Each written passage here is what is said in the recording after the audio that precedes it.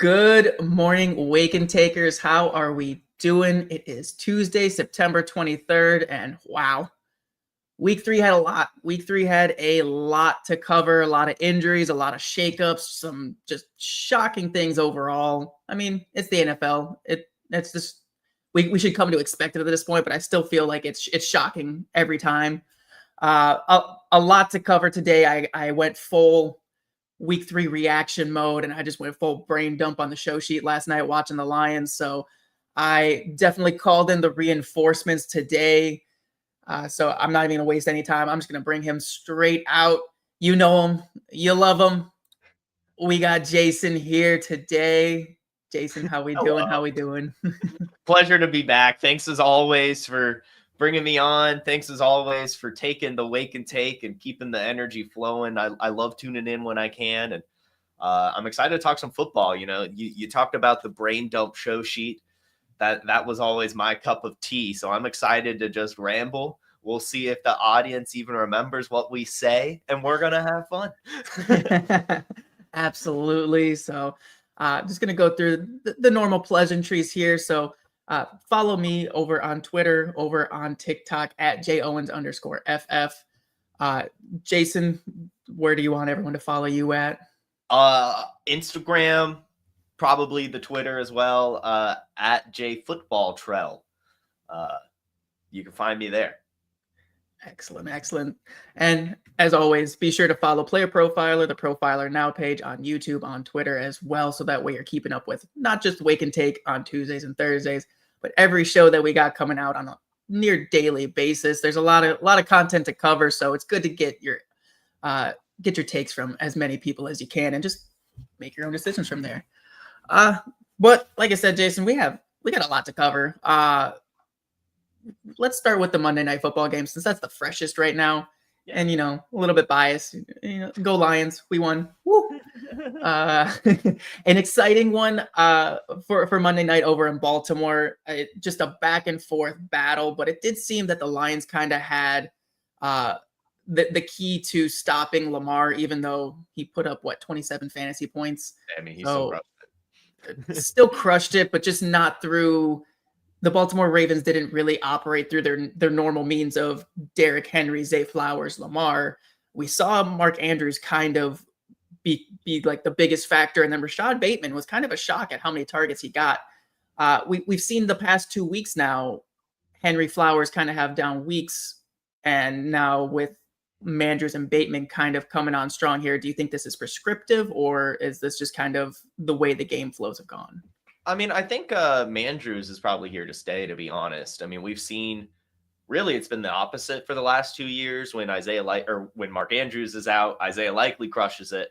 And now Isaiah Likely is out and Mark Andrews is crushing it. So I do think that this is a guy that you're going to be able to lock into your roster while Likely is out. And hopefully, honestly, because I still am a fan of Andrews. Hopefully, if he plays well enough, Lamar Jackson can remember, seriously, just how good Mark Andrews was. Because, I mean, we're still only a few seasons removed from the tight end one season. And it's been basically nothing since then. As you mentioned, Bateman's kind of here and there. Likely's here and there. Zay Flowers is here and there. Now we've got Devontae Walker here and there. So DeAndre Hopkins sometimes, I guess, whenever he decides to catch a ball and play football, I guess. But it would be nice to have a true alpha, I guess. And it'll always be an alpha light on this offense. But I still, even though Zay Flowers was crushing it the first couple weeks, I still wasn't totally sold that he's still an every week, no-brainer lock, just because we've seen the Ravens' weapons, especially the pass catchers, be so inconsistent. So hopefully Mark Andrews can turn into that. And I think he definitely will be while Likely is out, but hopefully rest of season as well. Yeah, and especially with the landscape of tight end year in, year out, just if you don't have one of the top, I mean, at this point, it's top 2 guys. If you don't have one of the top 2 guys, you can't do any worse than Andrews. So especially if he's able to do this on a weekly basis, yeah, you might get the dud, but you also get the 2 tutty game. So yeah, for sure. You take what you can get. Over on the flip side, the Lions' elite offense is back. I don't know about you, but I don't even. Week 1, I was in full panic mode. I saw nothing but curls and screens and no run game, and I was jumping ship. I thought the window was slammed shut. I was I was having a panic moment, but it looks like 2 straight weeks just domination on the offensive line. We just saw overall Gibbs, Amon-Ra St. Brown. Those are the two no-brainer guys. But what about David Montgomery? Super strong game, 150 yards, Yeah.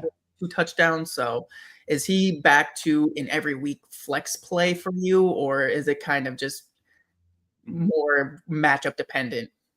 No, I think that David Montgomery is someone that you're going to be able to rely on pretty consistently. I think, what was it, 2 years ago, where they were both like kind of top running backs here and there.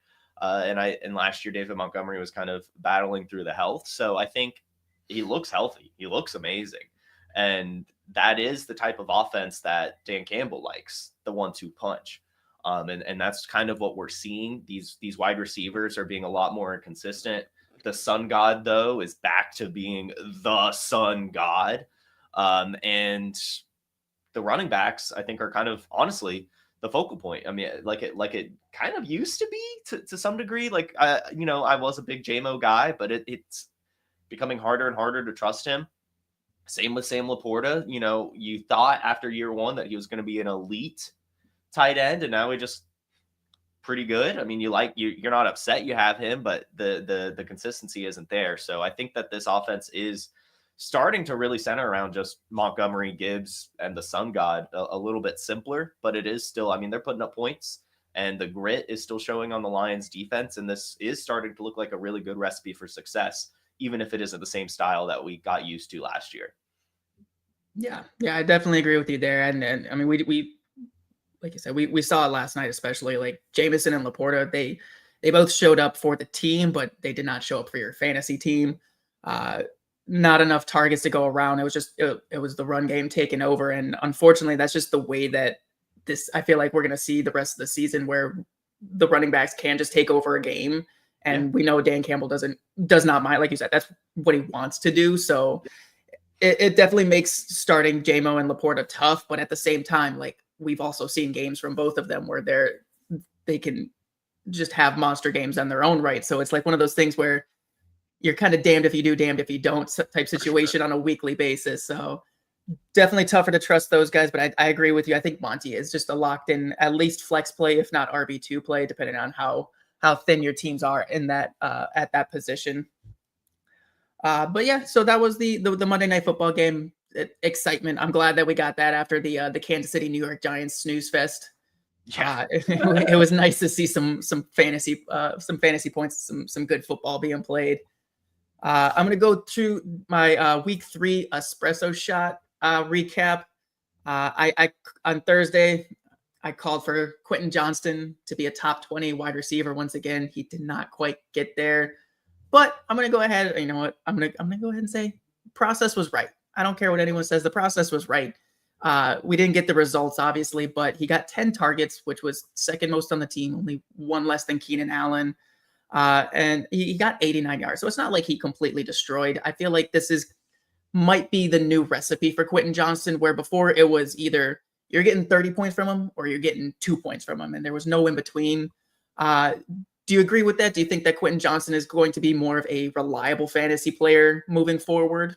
I mean, it's sure looking like it. I mean, geez, talk about a year 3 breakout. I mean, he is looking amazing. He's a top 5 wide receiver right now. And he's getting a ton of volume. I mean, Ladd McConkey's kind of an afterthought. Keenan Allen and Justin Herbert still have their connection, but he's not really young enough to really demand the true alpha workload. And I mean, it's going to Quentin Johnston. He's getting those opportunities and he's doing really, really well with them. And it's kind of last year I was talking about, I think that Quentin Johnston will be better under Jim Harbaugh because Jim Harbaugh is a better coach and is going to use his players the right way. And that's what we're seeing with Quentin Johnston. He's being utilized more towards his skill set. They're maximizing what he can do best. And I mean, he's making them look very damn smart for doing that. And he's finally looking like that first round draft pick. And it's got to be really exciting for the people that drafted him, picked him up even in some of these more shallow leagues. Because, yeah, I mean, he looks like you have to start him every single week. He's a big part of that Chargers offense. Yeah, absolutely. I mean, especially, we're going to talk about it here in just a second, but with the injuries, with the injury to Najee Harris, and the fact that they just have refused to run the ball effectively, they're running through the air right now. And I think Ladd McConkey is still kind of dealing with an injury. We saw him pop up with the biceps injury in the middle of the week last week, and he came off the injury report, but I don't think he's fully healthy, and he just hasn't commanded the targets that we're used to. It's really been the Keenan huge show. So we'll see if he can keep that rolling. But we'll jump into the news. I'll go ahead and just stick with the Chargers here. Najee Harris is confirmed with a torn Achilles. We saw it on what was supposed to be play action. He took one step and you just saw everything. Like, he just crumbled. It was tough to see, because Najee's been one of those guys where, like, he seems like a good dude, and he seems like someone that people root for. His first injury. Yeah. It's tough to see a guy that's just been so consistent, although not exciting for fantasy, but it's tough to see an injury like that happen. But that completely reopens the door once again for Omarion Hampton to be the one and only running back in this backfield.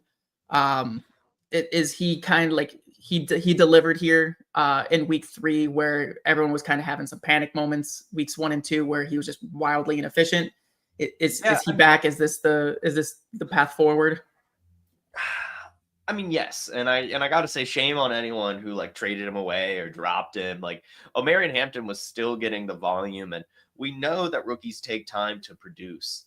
But we knew that he was going to at some point, and this week he looked a lot better. He looked like the Hampton that we were kind of expecting to heading into the season. And I do think that without Najee Harris, for sure, I mean, it's going to be like bell cow plus even. And it's a good offense to be a part of. And eventually he will kind of tap into that athleticism and profile that we were excited for. And so, yeah, if you were able to kind of get in on Omarion Hampton before this news, you are probably really excited about rest of the season. Yeah. That window is definitely closed now. But if you were able to squeeze him away from a panicky early season drafter, that's a big win for you. We got some more running back injuries, season-ending injuries to talk about. James Conner from the Arizona Cardinals, almost said Arizona Falcons. Whoa, Arizona Cardinals out confirmed with an ankle injury. The severity hasn't quite been diagnosed yet, but we do know he is out for the season. So that leads way for another young, exciting running back that we've kind of been waiting to emerge from the shadows of James Conner. James Conner's just been so consistent that he's kind of kept Trey Benson at bay. Yeah. But we kind of saw it in weeks 1 and 2, where there were some explosive plays from Benson, and it looked like this might be more of a timeshare. And now with Conner out for the season, it's nothing but Trey Benson.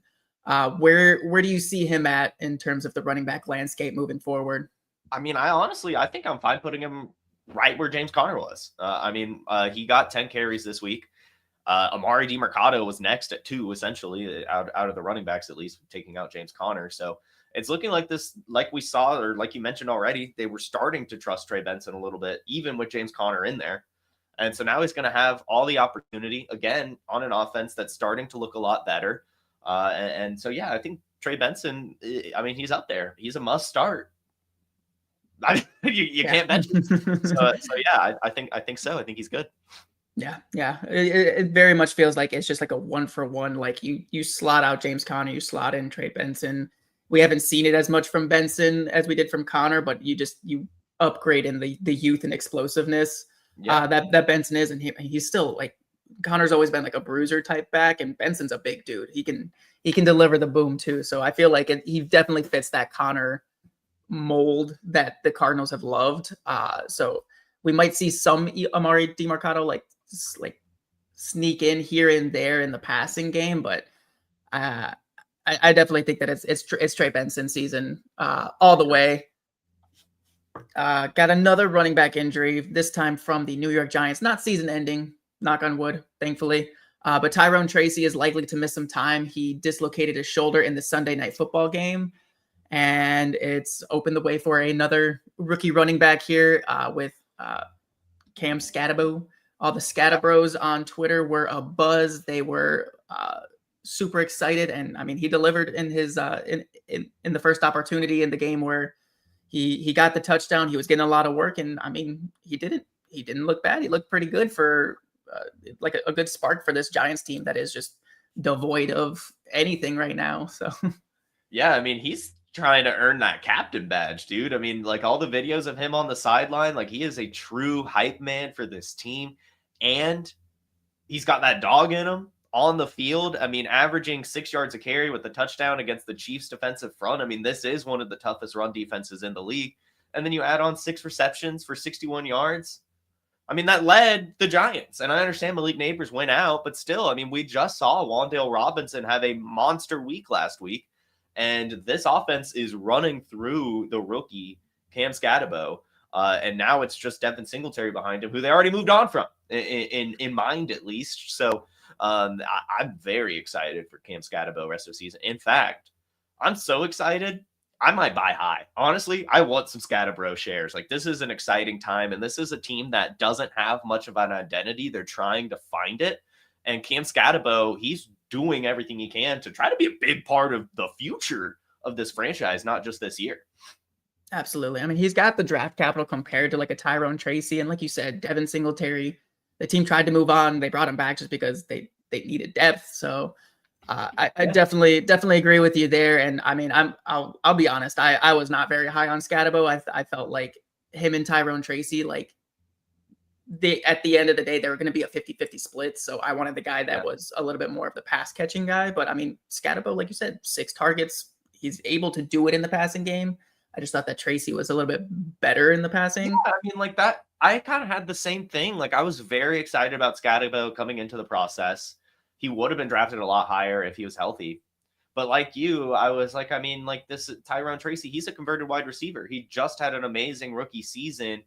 And they did bring back Devin Singletary. I felt that we had kind of jumped the shark with Cam Scatabo, taking him ahead of Tyrone Tracy, even in terms of average ADP. And yeah, I'll accept the L2, right? I mean, sometimes just good players are good players. And Tyrone Tracy was awesome last year, so I'm not really sure what happened. But I mean, he didn't even look that good in the action before his injury, so it's hard to imagine he comes back to much volume besides kick return. Yeah, I definitely agree with you there. We got Happy in the chat. Good morning, Happy. How we doing? You're saying it feels like the pendulum is swinging back on how many running backs stayed healthy last year. So the data says what the data says. That's kind of how it works. Like, you have an outlier year one year, and then it kind of just, you can't bet on the full swing back the other way. But I mean, that's just kind of how it works sometimes, unfortunately. Going to switch over to the wide receiver positions. Got a couple more injuries to cover here. We got 2 big names, really. Ceedee Lamb got his ankle rolled up on for some reason. The Dallas Cowboys were lining him up in the backfield as a running back. Not really sure. I get trying to shake it up a little bit, but at the same time, your star, not really bulky wide receiver, putting him back there is a little bit of a questionable call. Right now, it's looking like confirmed high ankle sprain, and he will be out at least 3 to 4 weeks as the initial diagnosis. They said they're going to kind of check back in 10 to 14 days. So we know we're looking at about at least 2 to 4 weeks of 0 Ceedee Lamb in your lineups. And even if he comes back, do you trust a Ceedee Lamb off of a high ankle sprain? Honestly, I'm going to have to lean no. I mean, obviously this is going to be one where you start him if you have him, but I wouldn't mind trying to shop Ceedee Lamb right now. And I know it's selling low, but I really think that you could probably get someone that, I don't know, matches his production rest of the season. Cause you've got to look at the Cowboys too, who are now 1-2. Dak Prescott did not look good without Ceedee Lamb. He's going to be out a few weeks, might land on IR so at least 4. Then you're talking about a Dallas Cowboys team who could be 1-6 by the time Ceedee Lamb comes back. And it's going to be hard to imagine that they're really throwing high ankle sprain returned Ceedee Lamb out to the Wolves to get the type of volume that we want from him. And Jake Ferguson stepped up admirably with 13 receptions. They traded for George Pickens this year, and he finally looked good, got that touchdown. Kevontae Turpin's getting volume. Jalen Tolbert's getting volume. Ryan Flournoy got a couple catches. So I just think that it's going to be very hard to trust CeeDee Lamb when he comes back. At least, I mean, I'll 100% say, and I'll put it in Sharpie, he's not going to be CeeDee Lamb when he comes back. He'll probably still be like a wide receiver too. I'm not saying it's going to be over, but I wouldn't mind trying to take a swing on somebody that you feel a little bit better with. Maybe like Jamar Chase while people are upset or something. Like, I don't know. See what you could do to get back into that elite range with CeeDee Lamb before like anything truly becomes official regarding his timeline. I definitely agree with you there. I have CeeDee Lamb in one of my big leagues, and I'm definitely looking to get out from that. It's just we see it every year where these guys come back from a high ankle sprain and they're just not the same. They don't have the same explosiveness. They don't look like they're moving as fluidly. And for a guy like CeeDee Lamb, that's huge. That's his game. He's a fluid, smooth wide receiver. So if he's not going to have the number one part of his game, how can you trust him to be like a top whatever wide receiver? So I agree. Take advantage of the fact that he's still CeeDee Lamb. He's still got the name, so you can still get something for him. But I agree. I'm trying to just sell for anything that can help me now. Little segue into our next bit, maybe a little Chris Godwin plus. Like, you might be able to pull that off, and it might not be bad. I don't know. I want to hear your thoughts on this, but sorry to kind of. No, please. Wonderful there. Yeah. Tampa Bay also dealing with the with an injury here to one of their big wide receivers, Mike Evans, with a hamstring injury. We're supposed to be getting an MRI result today, but he's another guy that could see an IR stint here for a minimum of 4 weeks, maybe more. And the timing is absolutely crazy because, Godwin expected back anytime between now or week 4, I think it was their original timeline, week 4 to week 6. So, I mean, it looks like we'll see where Godwin is in his progression. But he could step in, and we thought that he might be the odd man out coming back from a serious injury, but he might not get that opportunity to even be on the outs. He might have to just step right in and be the Chris Godwin of old. So that's definitely an interesting look. Is that someone that you're looking like? Obviously it's impossible to kind of really buy him now unless you are maybe trading like a CeeDee Lamb for a Godwin plus, but is that a move that you would make? Yeah. I mean, that would be where I'm looking, or like, I wouldn't mind trying to get Mike Evans too, because at least hamstrings you can come back from. And I mean, we even saw Mike Evans last year miss 3 games and still have his 1,000 yards. And hamstring injuries, they can linger. That is the concern here, but I personally don't know. This is obviously, I don't have any information. I'm not a doctor, but I'm thinking this is probably going to be like a 2-week thing for Mike Evans, just out 2 weeks and then he's back. And he'll be back to being Mike Evans. This Buccaneers offense is going to be amazing. I wouldn't mind honestly trying to sell Egbuka right now. In redraft and Dynasty, you just got to hold on to that dude. But in redraft, I mean, it can't get much higher. You now have Mike Evans out. The question mark is still technically around Chris Godwin. This is probably peak value for him. 100%. Like, I mean, and the thing is, like, Egbuka's banged up too. He had his lowest snap share of the entire season in week 3 because he was questionable, or he even missed practice last week and was questionable coming into the game. So I think that you're 100% right. Like, Egbuka this is his peak value. Like, the only thing that can change that is if he goes out, he's going to go out week 4 and put up a crazy stat line. And then, you know what, I guess that would be the peak value because he's all by himself. And then we'll be getting Godwin back. But outside of Egbuka and maybe Godwin, is Sterling Shepard a name that just kind of keeps popping up, like in like deeper leagues where like we can't seem to get rid of this guy? Like, is he someone that you would lean on? I don't mind having him on the bench, but I generally, like, it's more of a philosophical thing for me. I don't like really having those wide receivers just on my team, because I just don't like having to think about players on my bench. I would much rather take, like, if Jalen McMillan is still out there, have him and hope for the upside swing, or just a bunch of different handcuff running backs than a player like him. But if you're desperate at the wide receiver position, it's full PPR. Yeah, you're going to be able to rely on him for a week or two, at least to get like 8 to 10 points. Yeah, just for some type of plug there. But I agree with you. It is not fun having all of these just kind of middling wide receivers where you're just you're spinning the roulette wheel on a weekly basis for like that second or third flex spot, and it just seems like you come up wrong every time, no matter who you pick. So yeah, I think that was all of the injuries that we got there.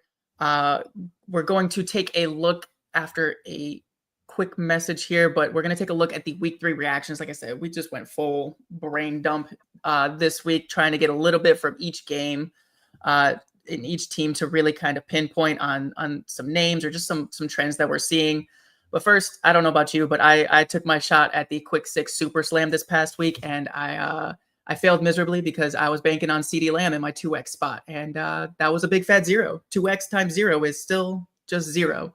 So that'd be nice. That'd be nice if I could just get it. I would have taken 2 points at that point, just for some pride. So don't feel bad. I that quick 6, I just have such a hard time like not looking at those big names that like you would think would score and taking them, but that's just not the strat. I also had CeeDee Lamb, so it was the perfect matchup. I talked about it all week last week. I was like, I love this matchup. Cowboys, Bears, 2 bad defenses, and then CeeDee Lamb just destroys the Cowboys defense from within. So it was rough, but you know what? I'll be back this coming week.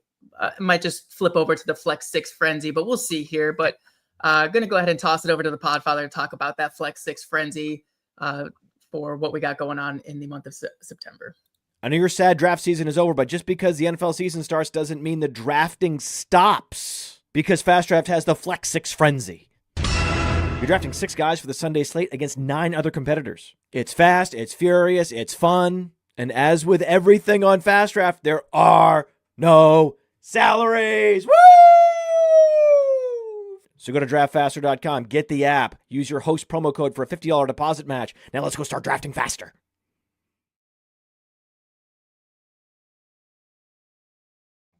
Woo! Yeah, now that I think about it, I think I am just going to go with the Flex 6 frenzy. I don't have to worry about just like unlimited options. I just let me draft. Let me take, what's the ADP say? Let me go ahead and just like wiggle around that a little bit. I don't want to have unlimited options. I can't do it. I can't do it. My ADHD brain just won't allow me. I understand. I looked back too during that break, and I not only had CeeDee Lamb, but I also had Malik Neighbors. So it's no wonder. Otherwise, though, I crushed it. I was like so close. Like everyone, I had everyone. I had Trey Tucker. I'm just kidding. Could you imagine? if I want to see someone out there that had Trey Tucker in the pick 6 super slam. Like that would be an insane call right there. They're time travelers. Have to be. FBI needs to get on that person, whoever it is. But yeah, so we're gonna go ahead and go right in on the week 3 reactions. Actually, I'll take a quick peek at the chat going on here. What do we got? I see MV Prof. How we doing in the chat? You hate fantasy today. You needed 15 from Henry. He got you 10 on the first drive at 1 point the rest of the game.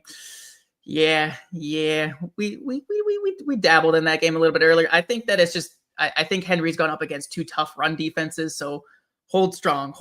Don't panic yet. I see KB Football here asking about trading Henry for Olave and ETN if possible. No. Just keep riding the king. Keep Henry. If you need to replace Ridley, you go elsewhere. Honestly, you could probably find something on the waiver wire in a similar boat.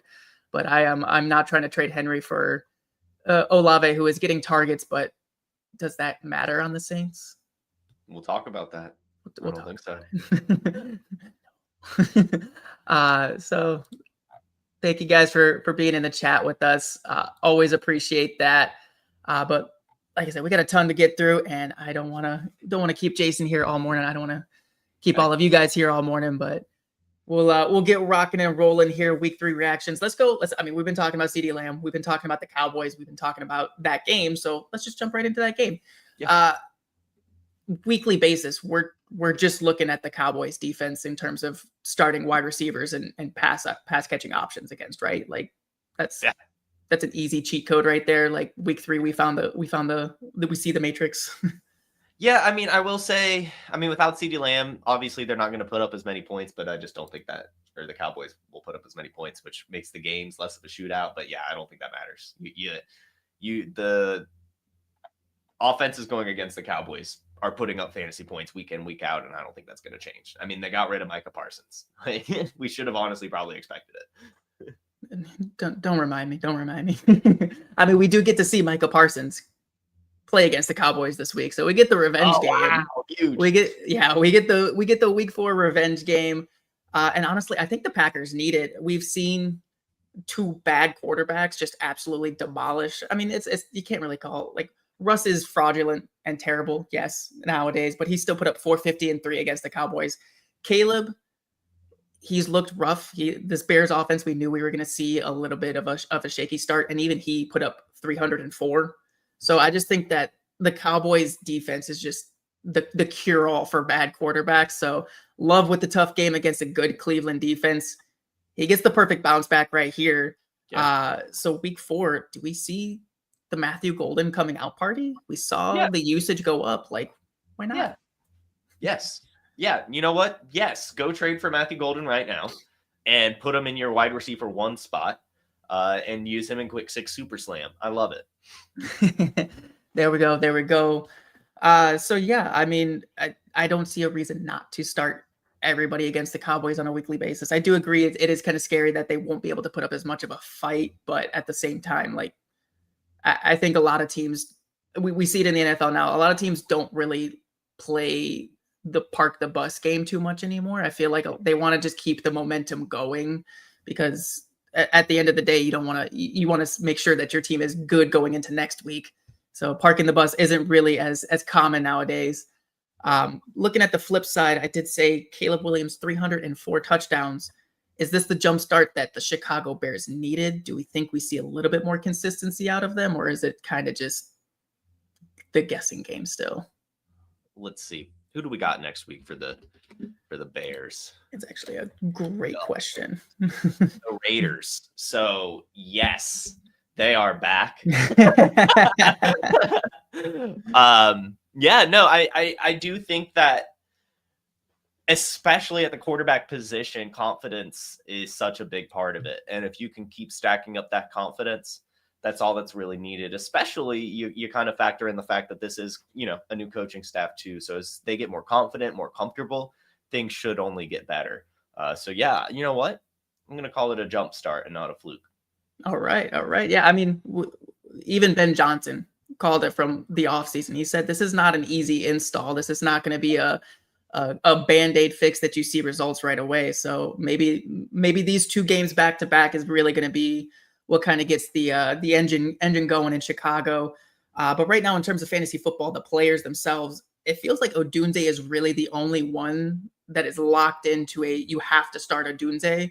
Right now, you're just kind of seeing everyone else be like the ball's getting spread around outside of Odunze. Like DJ Moore right now, a 16.8% target share. That's a disgustingly low number for someone that I was very high on. I figured at worst he was going to be at like 20%. But we're seeing him down here at 16.8%. Are you panicking on DJ Moore? Are you benching him and just kind of hoping that he can like swing back as this offense starts picking up, or is it just the Odunze show now? I mean, I definitely think it's the Odunze show. In fact, I put Odunze ahead of DJ Moore in all of my redraft rankings. I was all over that. I wanted Odunze bad this year. And shout out Luther Burden in this game in particular. 100 yards and a touchdown. That's always great to see from a rookie. And even more concerning for DJ Moore to see that as well. I don't think you can bench him. I think he moves down to flex, and you're going to have to play the matchups. But I mean, he's still kind of getting targets for receptions in this game, did still find the end zone. And again, I do think that this Bears team is starting to click a little bit. I don't think DJ Moore is a big part of that. I do think he is kind of on the outside looking in, but they're still going to be passing the ball, and they're still going to be in these kinds of games. So I don't think you should totally fade him outright. But you definitely have to think about it a lot more. And I definitely wouldn't lock him into wide receiver. He's a flex play to me. Got you. That might have been a little bit of a personal ask, because I don't know what to do with DJ Moore. I drafted him everywhere. I was like, oh, he's like, at worst, he's the 1B and he's going to be fine. But he's very much a clear 2 here. He's really the only guy that Odunze is really the only guy that I trust right now, though. DJ Moore has the snap share. He's still getting he's still in on like 90% of the snaps, running all of the routes. But we did see Komet pretty much dominate the tight end position, and like you said, Burden and Olamide Zaccheaus are not they're not on the field as much, but when they're on the field, they're getting targets. So They are. It's very much just it's tough to trust anyone outside of a Dunze for me. So I'm a little bit on the panic side, but I'm not selling. I'm just holding and waiting. Speaking of wide receivers that are kind of in interesting situations right now, I'm going to jump over to the San Francisco 49ers.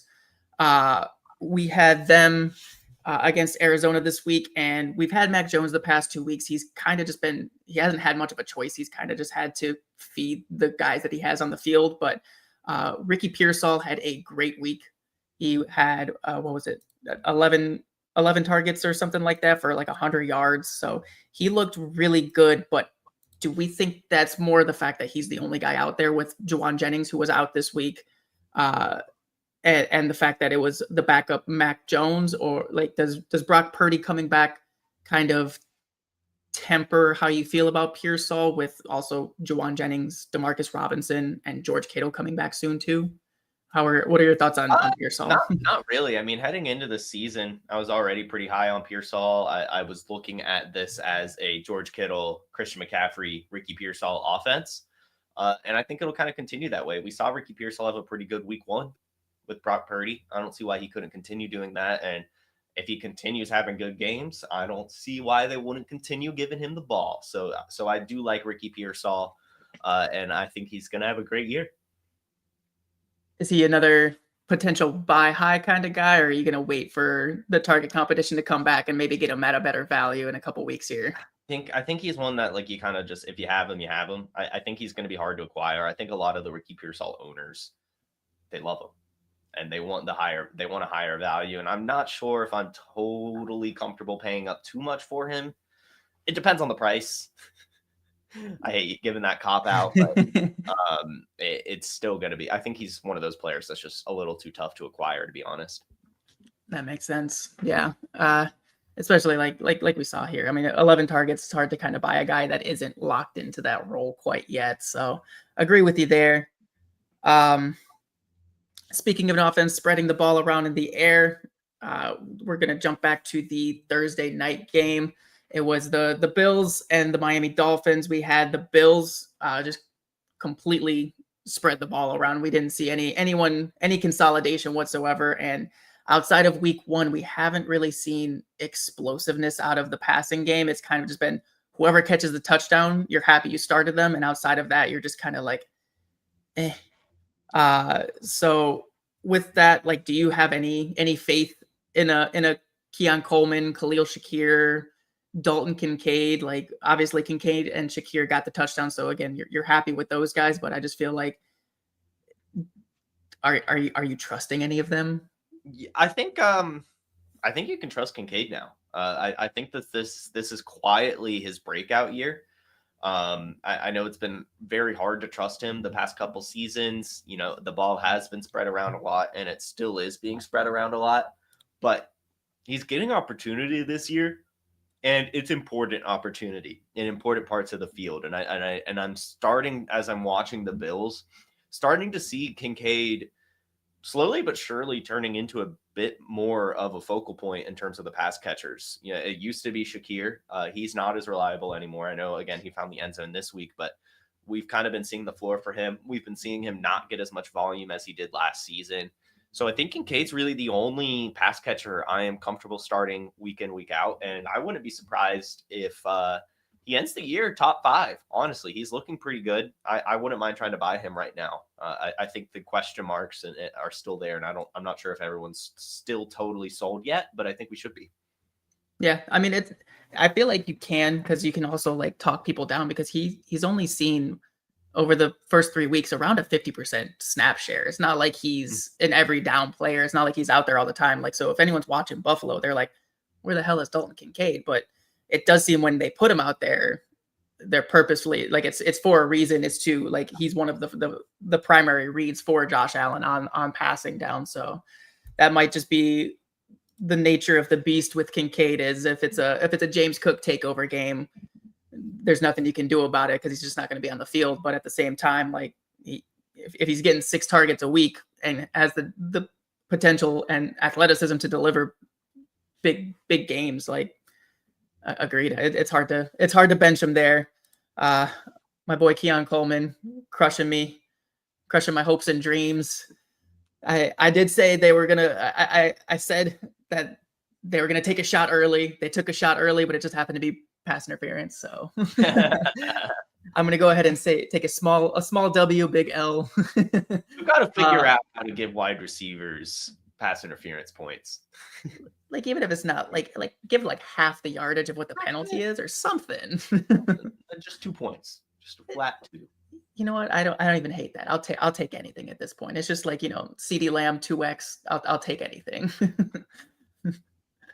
On the flip side of that game, though, we had Miami kind of show life. The offense. I won't say not Miami as a whole.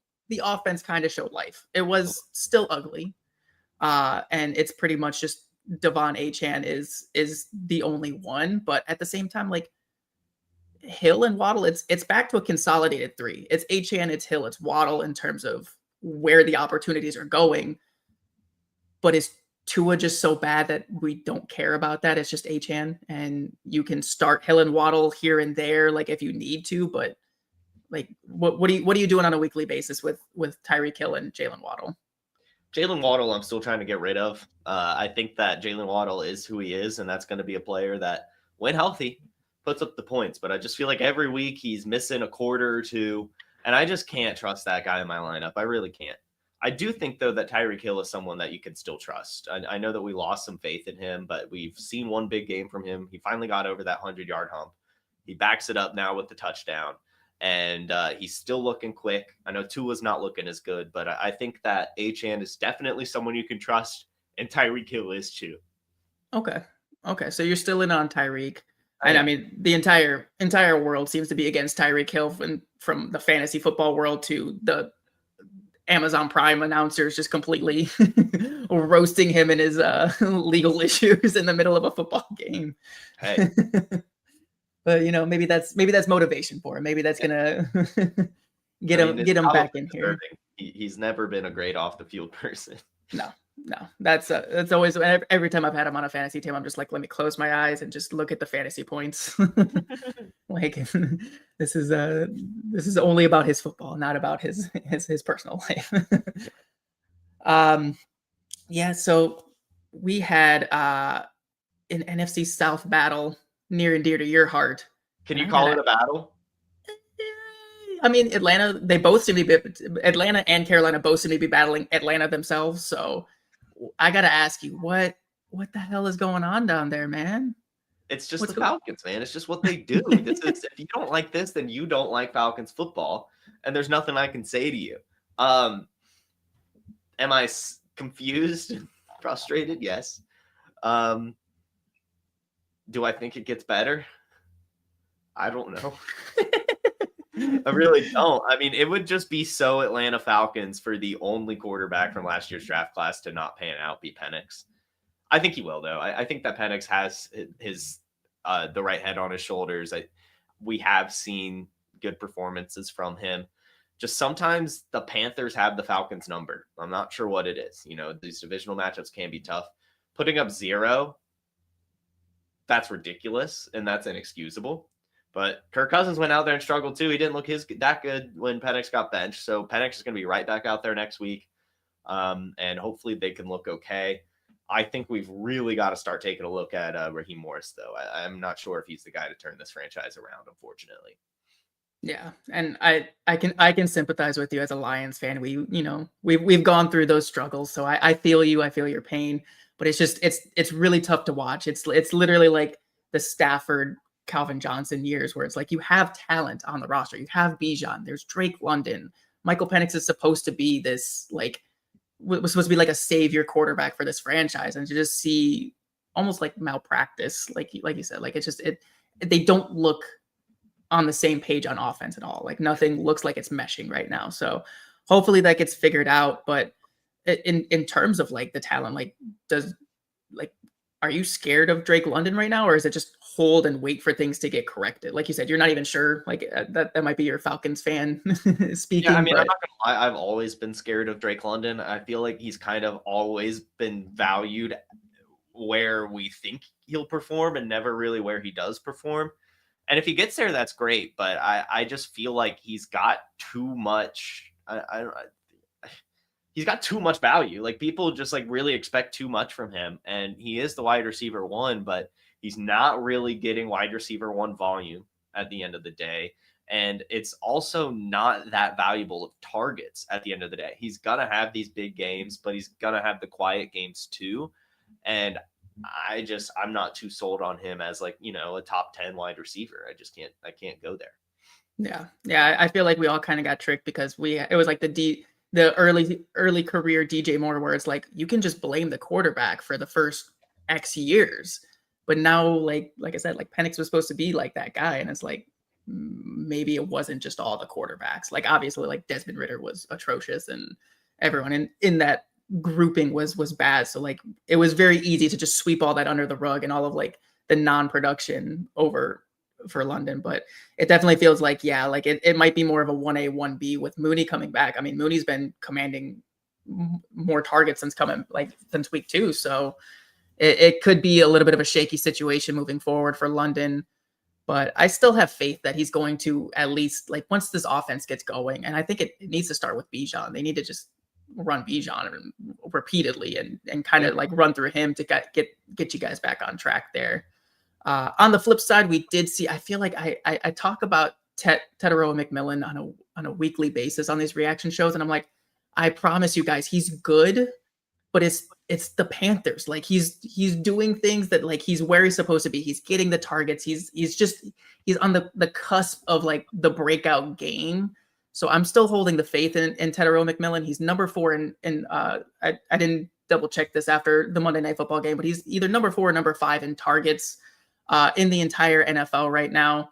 But it's very similar to like these big name guys like London, where he just doesn't have the fantasy points to show for it. Are you kind of holding the course with T-Mac here? Jatavian Sanders did leave this game with an injury, might miss some time here. So the opportunity is only going to grow, I feel. Yeah. Funny enough, Tat McMillan's best comparable player on Player Profiler is Drake London. And the same issue that Drake London has is the same issue McMillan has. And it's just, you can't get that separation. You might be getting those targets, but if you don't have the separation, you're not going to be able to catch as many of those targets, and you're not going to be able to do as much with those targets. What works in his favor, though, is McMillan still has that kind of rookie stink in redraft to where you've got to ride him out. Like you can't trade him. You do not get anywhere near the value that you should based on targets. And I do think he's a buy target as well. I think that you could definitely scoop in.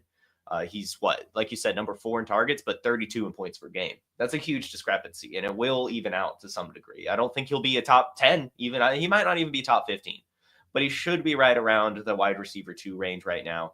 And he should be doing better than he is. And it is concerning though, to see, the Panthers put up 30 points. Of course, a lot of that from the Falcons just being horrible, but only 3 receptions for 48 yards in that, you would still like to see more, especially with as many targets as he's getting. Absolutely. But he's a rookie. You just got to be patient. Exactly. Speaking of rookies, this is one that you'll love to talk about because you were right. I can't say anything else. Kinshawn Judkins, he is who you thought he was. He is the workhorse back for the Cleveland Browns. He got 20 of the opportunities versus 5 combined between Ford and Sampson. So it's Judkins and Judkins only. So congratulations. I'll let you take your victory lap here. Yeah, I mean, earlier than I expected too. I thought that they would kind of work him in, but no, they were like, welcome back. Here's the ball. Against the Packers run defense has been shutting down running backs, and he looked great. So, yeah. I mean, hey, congratulations to the Judkins rosterers. And such, because this is going to be fun to watch. It's going to be good. Oh yeah, you guys played the lotto and you hit big with this one. It looks like, because I mean, the passing game just doesn't look like Flacco's throwing the ball like crazy, like exactly like what everyone thought, but it's just not. There's no consolidation whatsoever. He's literally like we were seeing Isaiah Bond, who talented guy, but like undrafted free agent, come in and he's getting the same amount of targets as Jerry Jeudy this game. We got Cedric Tillman, Harold Fannin, David Njoku. Like there's so many mouths to feed in this passing game, and Flacco's just dishing. Like he's not locked in. Before we've seen him lock in on a Jeudy, we've seen him lock in on Njoku before, but he's just not doing that anymore. He's literally just spreading it all around. So it looks like the only Cleveland Brown that people should be confident in is your boy Judkins. He's really the only guy. Like you can see weekly value, obviously, out of like a Tillman or a Jeudy. And I mean, the tight end landscape is so bad that the targets for Fannin feel like a nice floor play. But at the end of the day, I don't think I want to start anyone on Cleveland outside of Judkins. No, I don't think you can. I mean, you could probably still start Flacco in some super flex matchups, if you're hurting at quarterback. But yeah, I mean, it's Judkins is all you want. And, that's the Browns. It used to be Chubb was all you want. Now you just want Judkins, and that's fine. Now you just want young Chubb. Yeah. Young Ohio State Chubb. Pause.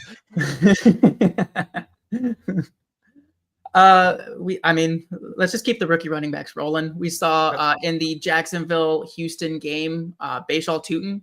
He was injured throughout the week, so we weren't sure how much we were going to see, but then he comes in and he didn't get a ton of work. It was about, I think, like 35% of the running back opportunities with ETN. But the one thing that I did see that I love to see as a Tutin enthusiast here was a goal line carry. A dude that was banged up and he gets a 1-yard dive. Like, I don't think that they're putting him in that situation. Like, it's kind of weird to see them trust Tutin the rookie over ETN to do the goal line dive. Like even if like ETN set it up or anything like that and was like just needed a breather, like I feel like they run a different play. You don't run the banged up rookie running back up the gut if you're not fully confident in him. So I think that's promising. And I think we do see kind of that gap between ETN's like huge monster season and Tutin kind of creeping up. I think we're going to kind of see them get a little bit closer. I don't think it's going to quite get 50-50. What about you? What do you take on this Jacksonville backfield now with Tutin? Yeah, I mean, I think Travis Etienne's still going to get his, to be honest. I still think Etienne's going to get 15 plus touches a game, and Tutin's going to get everything else. And luckily for Tutin, he has the athleticism to do a lot with that everything else. So I think you're still happy if you roster him, but I still think you're waiting on an Etienne injury for him to truly be like you're confident starting him. But he's definitely amazing to have on the bench right now. I mean, he's electric. He keeps finding the end zone. They got rid of Tank Bigsby, who we thought, the Jaguars were kind of committing to. So that's how good Tutin's been. I don't think you should write him off at all, but I still do think that the Jaguars are playing their hand and trusting Travis Etienne. Like they are still giving him the volume, and he's still looking good with it. So there's no reason to take that away. Yeah, absolutely. And MV Prof here, Tutin had a 17% snap share week 3. Again, I think that's more injury related than anything. But on the flip side, the Houston passing game is still just looking gross outside of Nico Collins. I thought that we would see, with the talent of CJ Stroud, we would see a second guy step up. And we did see Christian Kirk get 8 targets, but 3 for 25. It's his first game back. So do you think that Christian Kirk, they figure this out in Houston and he has some PPR value moving forward, or is this pretty much just like, don't even worry about Houston, it's Nico, it's nothing? Yeah, I would say Christian Kirk is the definition of a roster clogger. That's fair, especially with 2 rookies in the wings waiting. Like, yeah, with it getting ugly. I mean, they're 0-3 right now, so it's awful. I mean, like, I don't know what the hell's going on. I will not lie, it's pissing me off because I love CJ Stroud, I love Nico Collins. They just look horrible. They look awful. Yeah, it's hard to trust anyone but Nico Collins right now. Yeah, until they change up their game plan, because right now I'm seeing the offensive line is terrible. We knew that, but they're doing no pre-snap, like minimal pre-snap motion. They're not shaking anything up. It's very much like the old gross Cliff Kingsbury offense, where it's just like these dudes line up in their spots and we're gonna run different plays out of the same formation, and it's just like. It doesn't shake anything up. It doesn't keep defenses honest. And when you don't have an offensive line, that's just not going to work. We have a tale of two different running backs here in Minnesota versus Cincinnati. On one hand, we had Jordan Mason just go nuclear here, 16 carries for 116 yards and 2 touchdowns. And that's with him sitting for a good chunk of the fourth quarter here. So is this just kind of what we need to expect for the next couple of weeks with no Aaron Jones? Definitely. And maybe even rest of season. I'm actually like really pissed about this because during the Falcons Vikings game in almost all of my leagues, before Aaron Jones got injured, mind you, I was watching and I was like, man, Jordan Mason's got some juice. I want him bad, even while Aaron Jones is healthy. So like second quarter, I just started sending out offers for Jordan Mason. And, you know, I'm old. I can't stay up for the entirety of Sunday of any night game. And I woke up to a bunch of declined trades and Aaron Jones being injured. And I was like, oh, great. Now I just can't get Jordan Mason. And now he's going on a tear. Yeah, he looked really good. I'm not going to lie. And he's got juice right now. And the Vikings need to rely on a running game while JJ McCarthy's out as well. You can't totally trust Carson Wentz. So, yeah, locked and loaded RB1 while Aaron Jones is out, and definitely probably still flex even when Jones returns, because I think Mason is probably running away with this backfield for the most part. Gotta agree with you there. And even when JJ McCarthy comes back, I still feel like they're like Mason's kind of proven that they can just lean on him. Like let the rookie take his shots where you need to, he's not a rookie, but you know what I mean. And then on the flip side in Cincinnati, it's going from bad to worse. Like it's bad enough that Joe Burrow goes down, but then, you know, Jake Browning looked ugly, but got the win in week 2 coming in relief. But then week 3, it was just all ugly. There was no redeeming qualities here. And you would think that Chase Brown would kind of be a bit more of the game plan here, where they can just kind of same as Jordan Mason, just lean on the run game, lean on your running backs, even in just like a dump off fashion. But Chase Brown is getting the volume on the ground, but just can't do anything with it. It was nice to see 5 targets this game, but it's just little dink dunk stuff. So, I mean, 10 carries, 3 yards is an abysmal line right there. And it's not like he was doing much better the previous games with efficiency. So is this just what we're going to see out of Chase Brown? Do we predict that they figure it out in Cincinnati, how to get Brown going? Or is this just kind of empty calorie touches? It's really tough. You can't move on from Chase Brown, unfortunately. Because you still, in fantasy football, the main philosophy is you chase volume, and especially at the running back position. So you can't go away from that. Your hope is that Jake Browning remembers he can dump it off. I don't think Chase Brown caught 4 passes. So hopefully they keep doing that. Hopefully finds a bit more explosion. But yeah, I mean, looking at his profile on PlayerProfiler, he's outside the top 50 in yards per touch right now. And you know, outside the top 30 in rush yards, only averaging 30 rush yards a game. Like, it hasn't been good, but you have to remember that it's a long season. And if you're going to get that type of opportunity still with that type of profile, you got to expect things to turn around at some point. So I wouldn't give up on him. I'd move him to the flex maybe and hope that kind of kicks him into gear, you know, reminds him like, hey man, I know I drafted you to be my running back, but you know, this is a team sport. You got to step it up. You're going to my flex this week. And hopefully he takes that coaching talk well. I was just looking at who they got next week, and I want to ask, do you still keep him in the flex going against Denver defense? Or is he okay? So you think that even like just the volume alone makes him flex worthy? You can't bench him. You don't you just can't. I mean, unless you've got like a stacked roster, but no, you can't. Sorry. That's fair. That's fair. That's just how the cookie crumbles. You don't want to have this guy go for 20 on your bench. Then you're just kicking yourself for a different reason. A different AFC North bell cow that is very much, I feel like he's just under the radar just because this team isn't really talked about a whole lot. Like, they got the Aaron Rodgers factor going for him, but Jaylen Warren is dominating the backfield here. It hasn't had a blow up game, but do you feel that's coming? Do you feel like it's maybe a sneaky time to snag a Jaylen Warren for a running back needy team due to just volume alone? Yeah, if you're RB needy. But I don't think we're really going to see much ceiling from him because that Steelers offense, I don't expect much ceiling from. So, but yes, he is still going to get all the touches. Caleb Williams looked horrible. And we know the Steelers still likes to use their running back. So yeah, I think that you could get him. I'm curious what his price is now, even if he hasn't blown up. I'm sure that the owners are seeing that volume and knowing what happened with Caleb Williams, but he's still probably acquirable, and he's a good flex play. Definitely. For the New England Patriots, it's kind of another one of these offenses where Drake May is just spreading it around. Like no one's really separating themselves.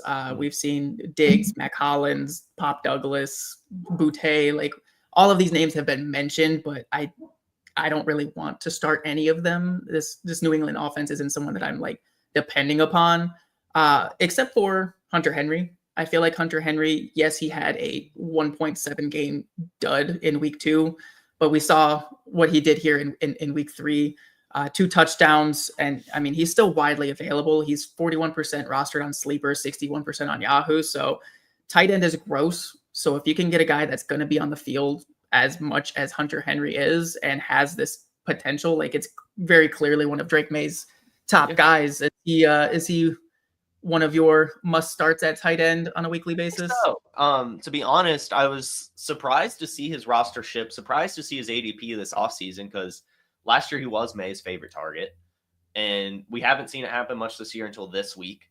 And it's very possible that Mike Vrabel just, didn't really know what he had with Hunter Henry. He was giving Austin Hooper a lot of work, and he's familiar with Austin Hooper from Tennessee.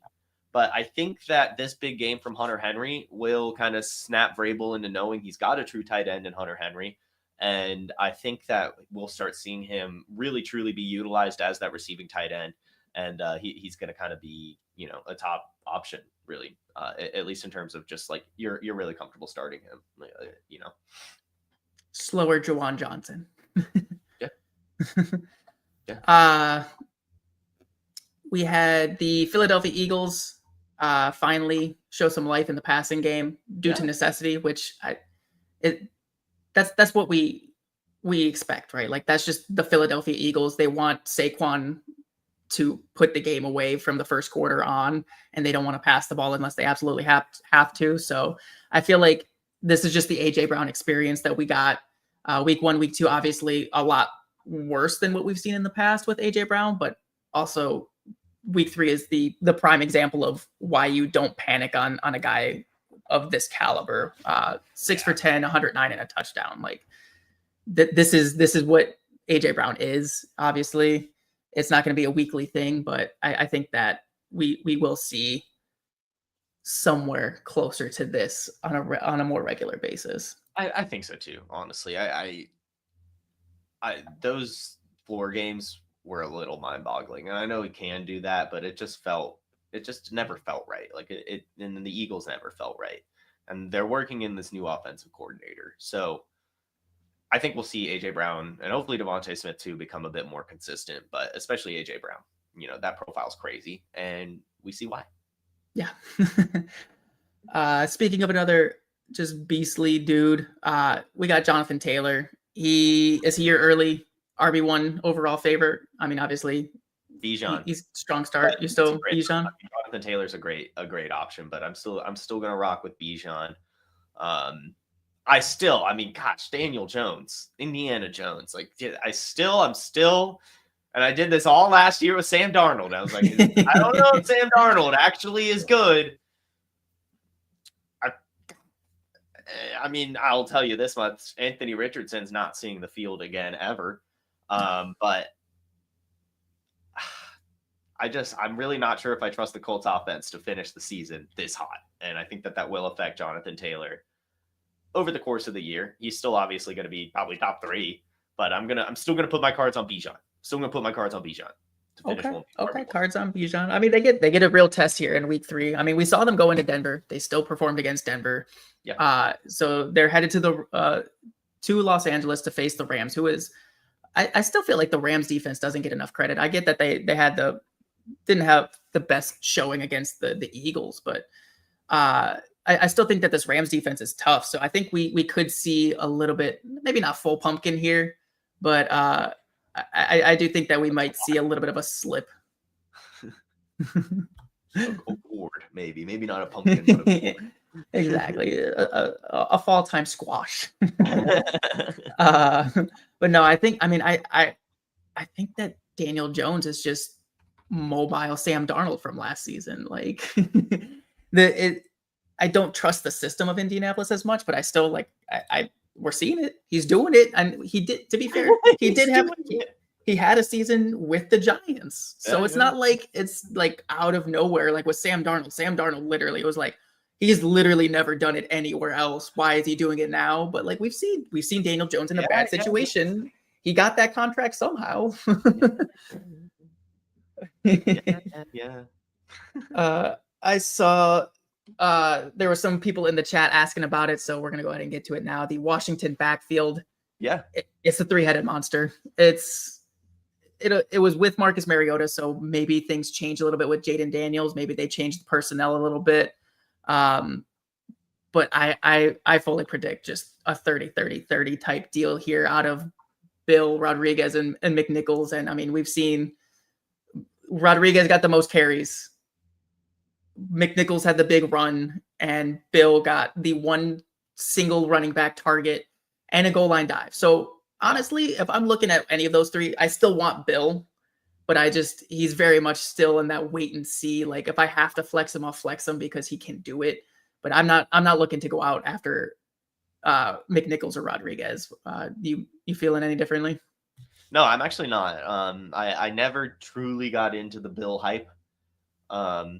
I mean, I guess after the Austin Eckler injury, I started to believe, but now seeing them still really not give him enough opportunity, it does dampen that hype a little bit. I do think he'll end up being the main running back, getting the most touches, and maybe they're getting slow there, but he is a better running back than Chris Rodriguez. He is a better running back than Jeremy McNichols. So I think we will begin to see that at some point. So I do think you're right. That's the one you want to roster. You damn sure don't want to start him yet, but I think I wouldn't be surprised if we can start him at some point.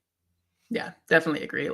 You said it earlier. The rookies, they take time, especially late round rookies. Like it's not like he was a Kinshawn Judkins second round guy. He was, what was it, fifth, sixth round running back here. So definitely think we got to be patient there. Don't panic yet.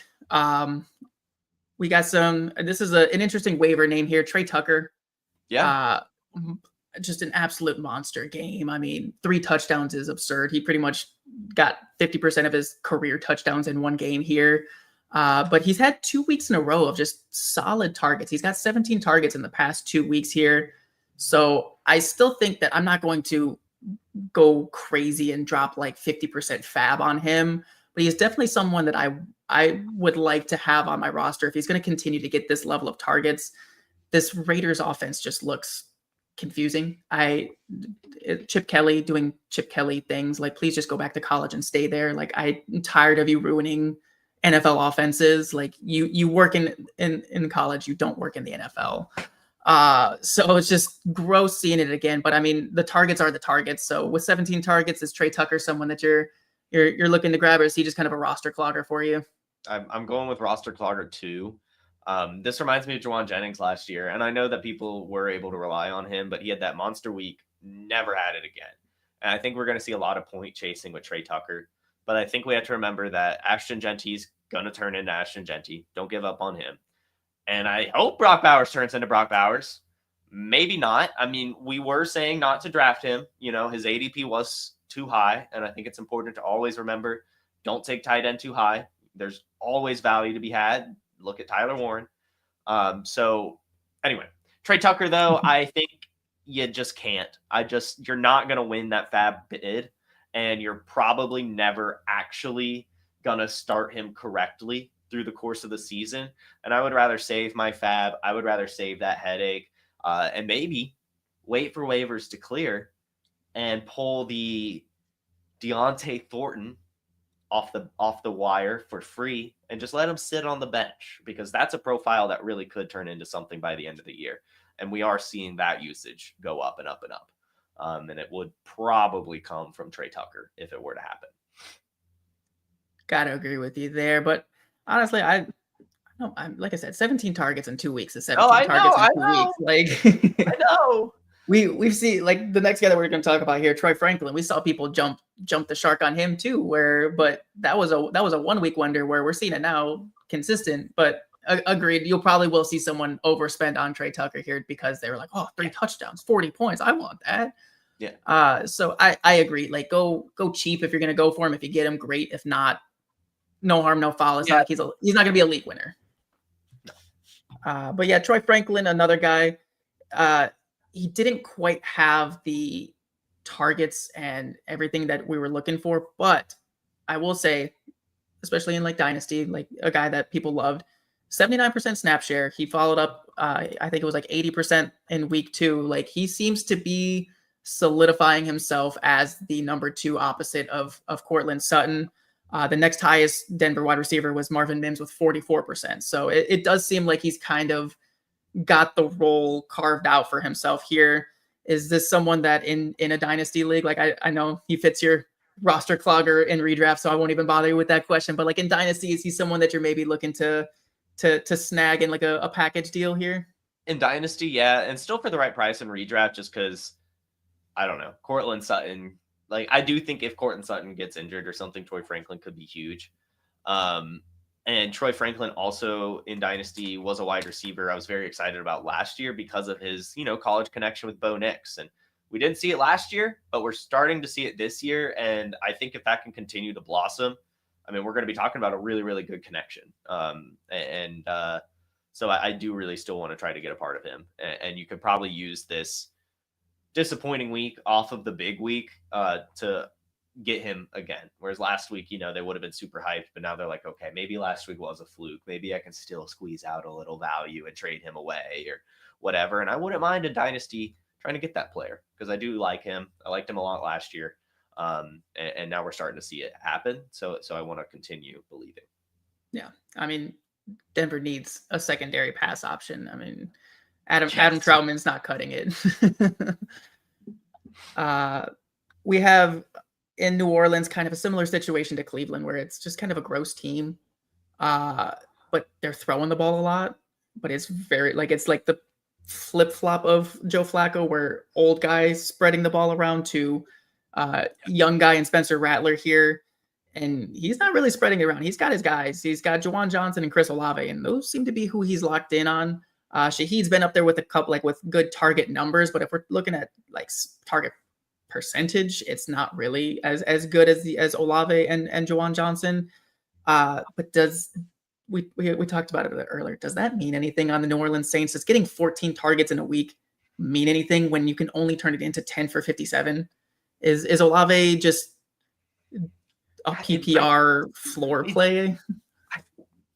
I mean, I've never been Spencer Rattler. I'll go ahead and say that. I was surprised to see he win the starting job, and he's been okay. So I don't know if we'll see Tyler. I don't know if we'll see Tyler. And so it's hard to want to start Olave, but I'll probably put him similar to DJ Moore, where he's a flex, and you really got to ask yourself if you really want to start him or not. And it's going to come down to those matchups. I mean, it's hard to even start, or at least even Alvin Kamara is kind of struggling. I mean, this offense just isn't really getting it done. And that's going to be concerning. But that does also mean they could pull the plug on Rattler at some point. And so I wouldn't mind kind of stashing these Saints in case that happens. And volume is still volume at the end of the day. And, maybe they can figure out how to make it exciting in garbage time at some point or else, they're not going to sell a damn ticket rest of the year.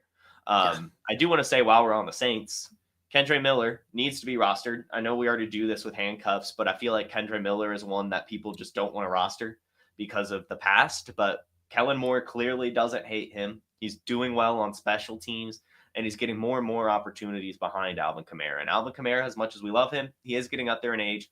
We have seen an injury history with him. So I think Kendre Miller is someone you really, really, really do need to roster because he has the athleticism and the profile to do really well if he ends up getting that workhorse volume like we're about to see with Benson. Yeah, no, I definitely agree with you there. I was a big Kendre Miller guy coming out. Obviously, that was completely squashed by Dennis Allen's vendetta against the man. One of the most wild situations I've ever seen. Yeah. Just a horrible, horrible head coach. I've never seen a spite-driven IR placement like that. Who does that?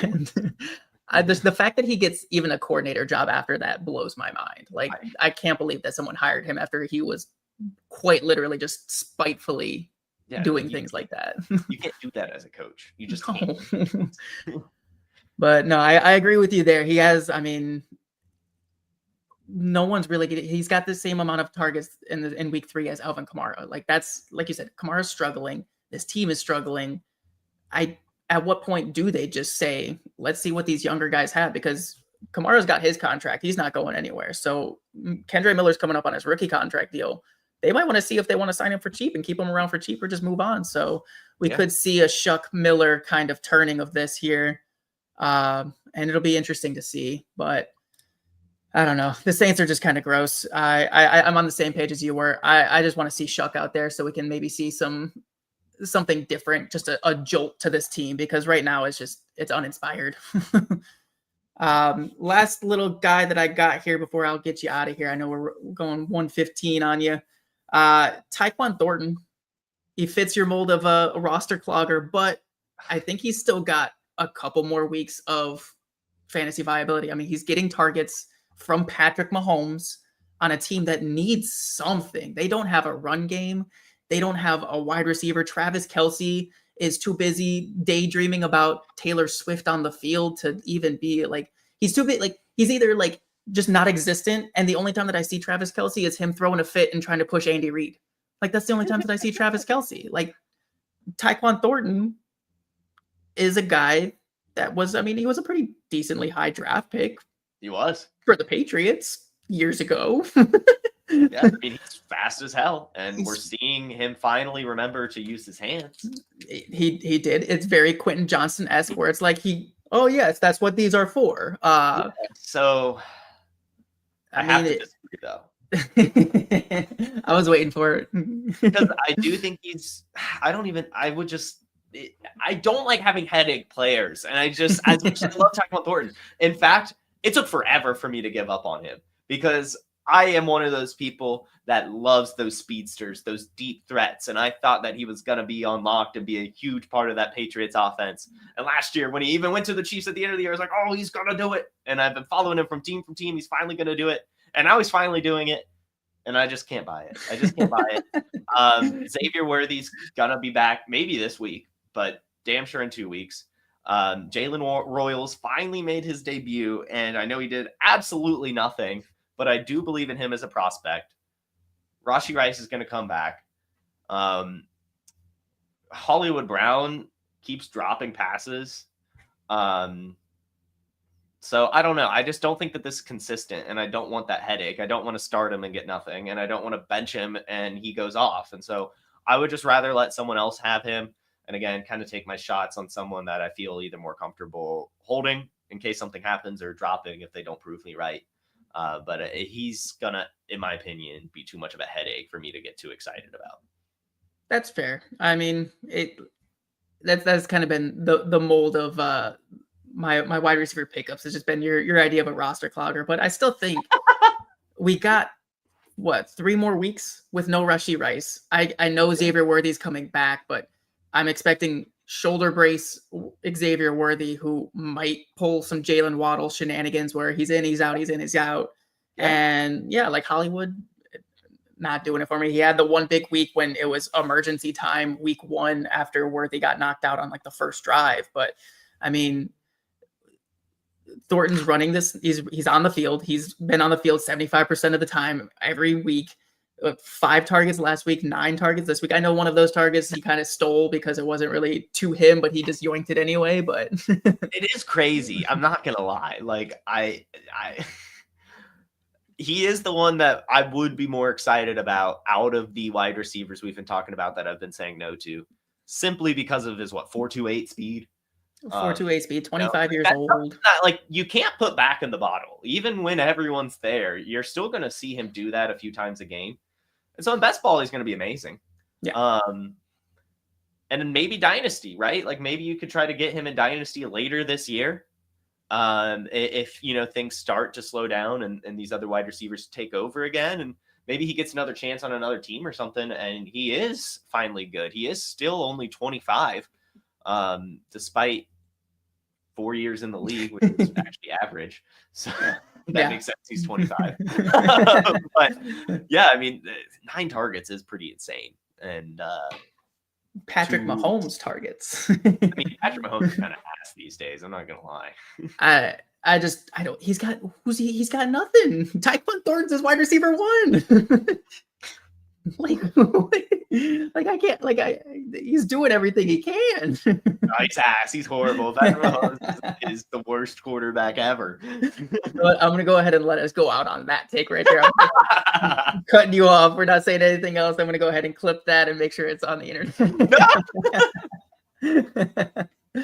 But no, I mean, yeah, I get it. I get that you don't like that type of guy, but at the same time, like I can't. I don't mind it. Like, I will say, boom or bust players, there's a place for it. If you're feeling ballsy Sunday morning and you want to throw him in the flex, you're comfortable accepting the fact that he might put up nothing, then that's cool. I do that sometimes. I love shooting for the boom if I'm accepting that there might be a bust. But if you're picking up a player like him, hoping to be able to start him every week, I just don't think we should be looking at him like that. At least not yet. But I mean, these are 2 big weeks, and he's looking good. Yeah, like I said, I think we get 3 more weeks of like weekly viability, where like I mean, like even on his week 1 floor game, what did he have? He had 5 points, so he's not complete dud. That's not. I mean, that's half PPR. So let's see, there's 6 points in in PPR. So it's not like he's like 0-0, but on some of these teams where you're losing a Mike Evans, where you're sitting there dealing with no CeeDee Lamb, like I don't hate it as a deeper flex guy. But that's all I got. That was our week 3, just absolute brain dump. I definitely needed the extra set of hands here to help with the heavy lifting, because I feel like there was a lot this week. There's a lot of big injuries. There's a lot going on. So I appreciate you, Jason, as always, for coming on. The Waken Takers, they love seeing your face on this screen here. So thank you for your time as always. Yeah, of course. Thanks for having me. Happy to be here. Happy to see the chat whenever I can. And, keep rocking on, man. Keep going. Appreciate you. Yeah. And to everyone out there, thank you guys for joining us. Thank you for all of the questions, the comments, the chats. If you like the video, please actually physically like the video on YouTube. Make sure you are subscribed to the Profiler Now page on YouTube, as well as the Player Profiler page. And be sure to follow Jason at jfootballtrell over on Twitter and Instagram. And you can follow me at jowens_ff over on Twitter. And it's just jowensff on TikTok. I've been trying to get that monstrosity rolling over there. So go ahead and check that out. I've been kind of putting out my espresso shot takes over there with a little bit more detail. But yeah, no, that I will be back on Thursday for the week 4 preview here. So appreciate you all. Appreciate you, Jason. And I will catch you guys Thursday. From the Podfather to you, I deeply appreciate you tuning in. And many ask, what can I do? What can I do to help support the hosts, the research they do, the production costs? Go to PlayerProfiler.com, Dynasty Deluxe, World Famous Draft Kit, Rankings, DFS Dominator, and of course, Data Analysis. Subscribe to any one of those, and you support all of us and take Player Profiler to the moon.